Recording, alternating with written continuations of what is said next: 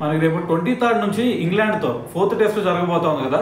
మరి ఈ 4th టెస్ట్లో మరి బుమ్రా ఆడతాడా లేదా అనేది ఇక్కడ పెద్ద రచ్చగా మారిపోయింది.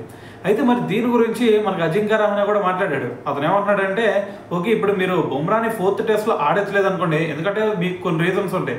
అతనికి ఫిట్నెస్ ఇష్యూస్ ఉన్నాయని చెప్పేసి, మనిషి కంటే ప్లేయర్ కంటే మనకి మ్యాచ్ ముఖ్యం కాదు అని మీరు అనుకోవచ్చు. కానీ ఒకటి గుర్తుపెట్టుకోండి, ఒకవేళ కనుక బుమ్రాని కనుక బయట పెడితే అతని ప్లేస్లో మీరు ఖచ్చితంగా అర్షదీప్ సింగ్ని తీసుకురావాలి.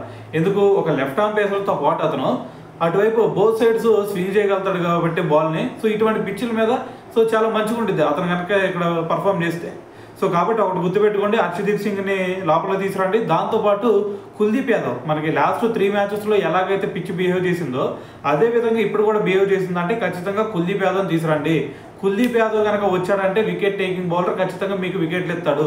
మీరు బ్యాటింగ్లో కొన్ని రన్స్ తగ్గుతాయి అనుకోవచ్చు, సో మహా అయితే ఒక 30-40 రన్స్ తగ్గుతాయి అంతేగాని మరి ఈ బౌలర్ వచ్చాడంటే వికెట్లు తీసుకుంటాడు. ఆ 30-40 రన్స్ని మరి అపోజిషన్ బ్యాట్స్మెన్స్ కొట్టని కూడా చేసి వికెట్లు తీయగలుగుతాడు కుల్దీప్ యాదవ్ అని చెప్పేసి అజింక్య రహానే కూడా మాట్లాడాడు అనమాట. సో ఏదైనా సరే మరి ఈ 2 చేంజెస్ చేస్తే ఎలా ఉంటుంది, సో మరి దీని గురించి మీరేమనుకుంటున్నారు అనేది కూడా తెలియాలి కదా. సో కింద కామెంట్ చేసేయండి.